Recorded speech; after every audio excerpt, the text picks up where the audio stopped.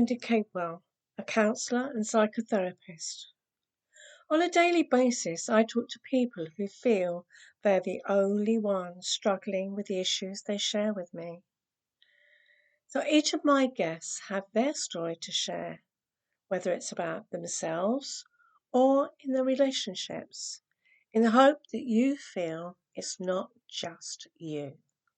Today I've got Hayley Wheeler with me. She's an EmotionMInd Connection therapist. Hayley, introduce yourself. I mean, she comes from Wales, and so there she's got that beautiful lilting voice, which is delightful. So yes, I'm going to love that kind of musical voice that comes with the introduction. Introduce yourself, Hayley. So I'm Hayley, and I am mum to 4 children, although my eldest is 19, so technically an adult, but I don't think they ever become adults in our eyes, do they? I live in Llanelli on the coast. It's beautiful. We have so many beaches. I'm so blessed. We are so lucky to be so close to lots of beautiful nature and beautiful scenery. We nipped last night to the beach just to have 25 minutes in the freezing cold sea. Beautiful. And those are kind of my favorite things to do. So I am an EmotionMInd Connection therapist. I created the EmotionMInd Dynamic Programme. But my story, it starts in 2015. That was kind of my worst year, really. And with reflection, it probably started 5 years prior to that. I did a lot of learning having had depression. It was an awful time. And one of the big things I learned was how much anxiety was caught up in my depression. So even though my kind of main challenges were sadness, feeling completely lost, just had no direction. And one of my mantras was no way out. I just couldn't find a way out. There were so many anxiety-fueled behaviours as well. There were things, I lost peripheral vision for a short time because my body had become so full of taking everything on board and trying to risk assess everything that it seemed to decide that I didn't need to have that peripheral vision. I developed a stutter and a stammer. I've never, prior to that time, ever stuttered or stammered, and I haven't since. And those are kind of the surprising things when you look back. And one of the things that I really questioned was whether I had early warning signs of dementia, because my memory became awful. I couldn't even remember simple words like ball. I'd say to the children, kick the round thing. The words just wouldn't come. And I'd lost the ability to remember numbers. And then at the same time, in this awful time where I just felt like I was failing as a mum, as a wife, as a business owner, I discovered that my second son, who was 11 at the time, had been living with anxiety his whole life. He'd been born with it. Goodness. And I suppose at that point, there was a risk of the guilt, having not noticed, having not understood what he was going through and why he was so different to the other 3.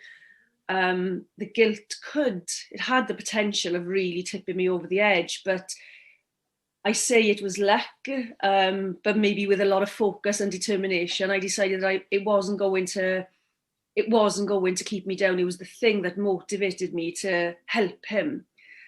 And I decided that, I don't know even if I decided, I wasn't going to go down the medical route. I was going to go down the self-development route and help him that way in all the practical ways that I was capable of. I'm going to use that word lightly because I didn't feel like I was capable at the time.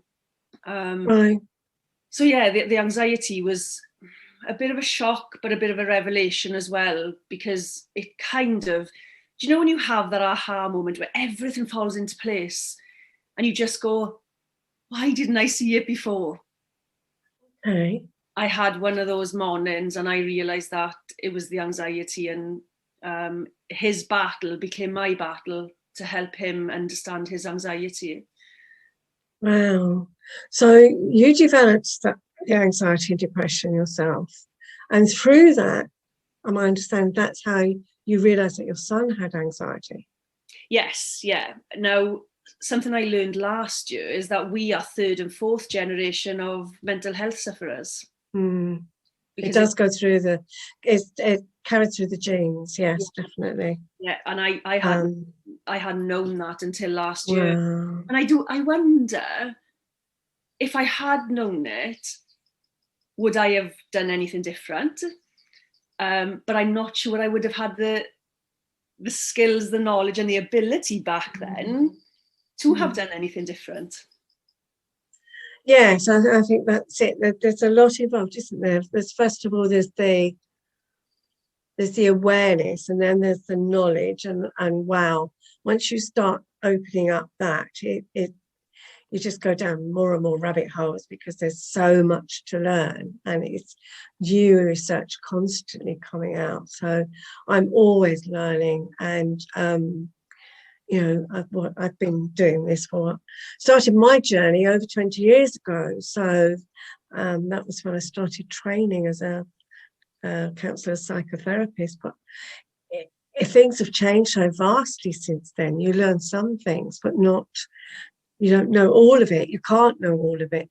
And that's why I'm intrigued about the, you said you lost your peripheral vision. That's something I haven't heard of with somebody who's had that condition. So that must have been quite, I don't know how that felt, but quite worrying. Yeah, and at the time when it went, I was driving down a road in the dark. Wow. So I picked my daughter up from gymnastics, and you know, it's a journey I've done many times before. And as it naturally is with depression and anxiety, your head is constantly full. And you know, I remember being always energy filled, but not always a good energy, if that makes sense. So we were driving back, it was dark, and it just went. I just couldn't see anything outside of the front windscreen, and it scared me. It really did scare me, but I'm more afraid of the dark than I was of that. And I just thought, just get me home and I'll be okay. So I got home, and it was very strange not to have that. And I didn't understand it at the time. I didn't understand a lot of things at the time, and that I just didn't get at all. But looking back, I do believe that I was so full, and so I just had no other capacity. And I just feel my body, as clever as our bodies are, decided that you don't need to know what is that, you know, outside of your foveal vision. Is that I think that's right. Oh, yeah. So it just went, and luckily it did come back. It came back within 24 hours. Oh gosh, that was a relief. Yeah, it really was, because you don't realize until it's gone. No. And I find the connection between mind and body is interesting. I mean, I discovered it, if you like, with clients. It was coming more and more, you know, during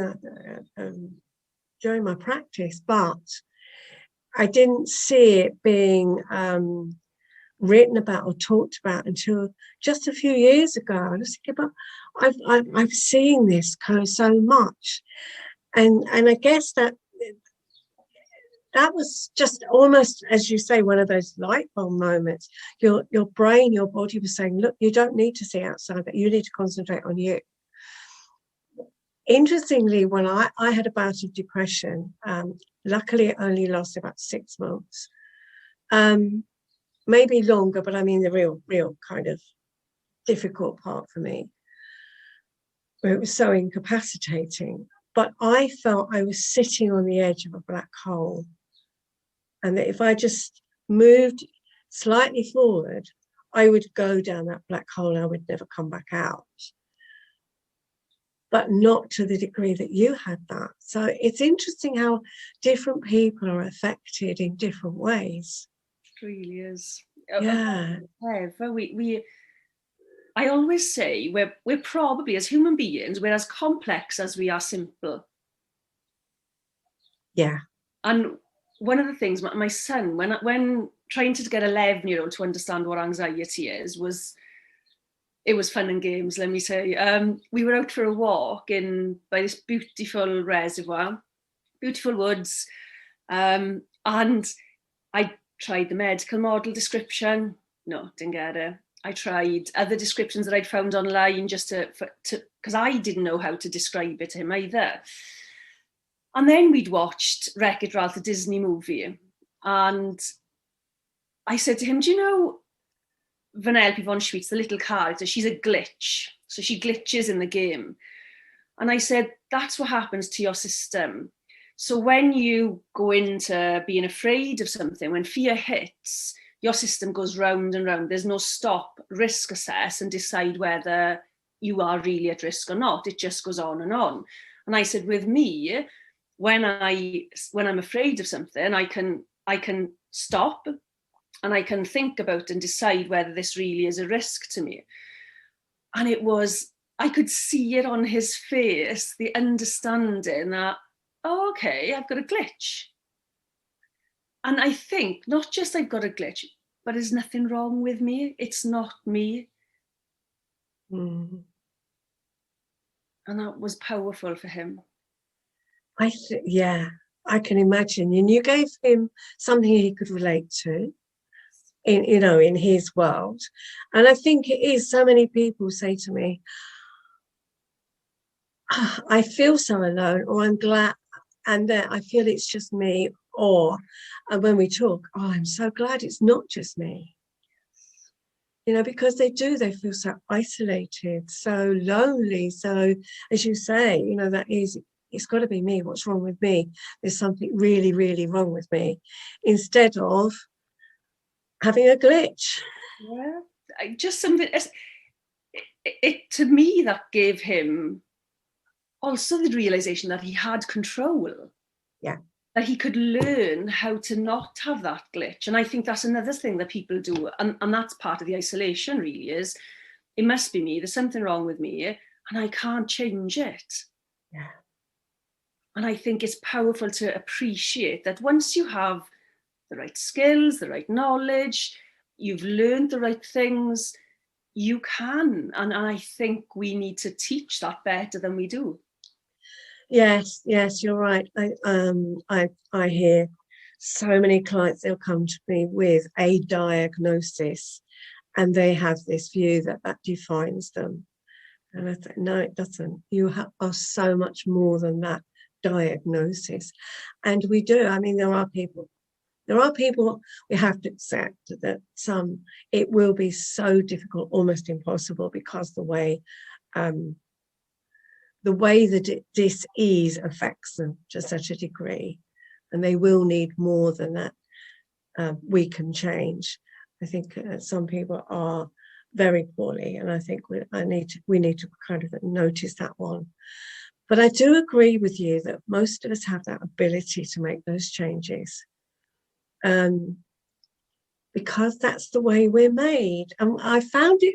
I'm going to bring in something about me, if that's okay. It was just something I went for. I saw a cardiologist, and they did some kind of particular scan, and I won't bore you with the details of it. But while we were having this conversation, something had thrown up in a ECG, which said that there was damage to my heart. So this was why they did an extra kind of checks. But the cardiologist said, but it just means that there might have been a slight blip somewhere along the line. It doesn't mean there's real damage to your heart. But our bodies are so clever, because the valves, the arteries and the veins, they find another route and carry on working. And that astounded me, because I thought, but that's the same with the brain. The neural pathways, it's called I can't think of the word, but it's like plastic. It's not the word. Yes, that's it, plasticity. They are. It's like plastic. It's pliable. It's valuable, and that's the thing that people forget, isn't it? That we have that. And we can change those neural pathways. They'll make new pathways. Yeah. And that works in emotional and physical. So I'm always amazed at our bodies. Yeah, and I do wonder why we don't teach children more in biology. I get they do the sciences, and biology is one of them. But they learn about plants and stems, and why not human beings? Why not the neuroplasticity? Why not how the mind and body is connected, and how the emotions are connected to the mind? And I think that would be so beneficial. You know, we've got this new curriculum coming in. I wonder if they've changed that. It's based on well-being. So could they could they be? Yes, yeah. I think the subjects are so broad, aren't they? There's so much to learn.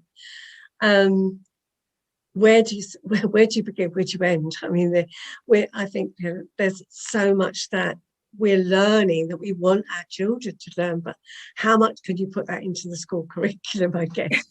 But yeah, I mean, but even adults, we're still learning, and that's why I love following all these new people, if you like, not our not the pioneers like Freud and Jung and so on, who started us on this journey, but the new ones that are in today. There's the Peter Levines and the Gabor Mates, and let alone all the other scientists that they're teaching us so much more, and they're still learning. So it's just amazing, isn't it? But it is that once I think the understanding what's going on in our brain that causes us to have that glitch, the neuroscience fascinates me. So once we understand that, and then that we have that power, that we can use tools and techniques to help ourselves, that's the wonderful part, isn't it? It is, and we, the World Wide Web does give us so much access to so many different sources of information, and I understand that information, misinformation, I understand it's all there. But as in school, you will pick up what's relevant to you, and I think we have these opportunities now to understand our own anxiety or our own emotional state in a way that suits us with all the information. It's just about, I suppose, filtering it all down and picking out the relevant bits. Yeah, and one size doesn't fit all. That's the other thing. I think we have to find our own way, what works for each of us. Because again, just as the symptoms can be different, so can the treatments that we use. And I think that's where medication can help in some situations. I'm not against it at all. I think it can really help with rebalancing the chemicals. I think everyone has to take their own route. And I think also that there are many, many different types of therapies that can help. So yes, it just is finding our own way. So that's what you've learned to do for yourself and your son, and that's what you're helping others with, which is really great.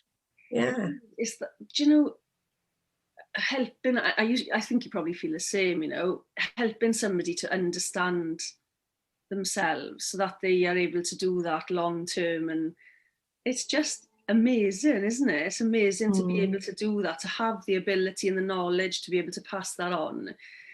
And I often say, and this has offended, and I don't mean to offend anybody, I am grateful for having had depression because it taught me so much. I'm grateful that I was able to help my son with his anxiety. Excuse me. But I now can use that information and that learning to support other people. Yeah, that is great. So one thing that people can take away with themselves today that will help them. You are the most important person in your world. You are the only person that travels with you throughout your life. So look after that person. Invest in them. Do what you would do, as we naturally do for other people. Do that for yourself, because you get to decide then what life means for you. But we're not good at doing that, are we? No. Great doing it for others. And yeah, conversation I have many times. I'm sure you do, Hayley. Yeah. It's been really interesting talking today. Thank you. One easy way that people can get in touch with you. Facebook is the best way, probably. Hayley T Wheeler, and just come and join the party. Come and find out what I share and all the information I put out there. Great, thank you so much. Thank you very much for being a guest. I will put all the other details in the show notes. Thank you today for chatting to the audience. People have found it useful. It's been fab. Thank you. I hope you found this episode interesting as well as helpful. Do get in touch if you would like to learn more about working with me. My email address is info@wendycapewell.co.uk. Take good care of yourself. Until next time.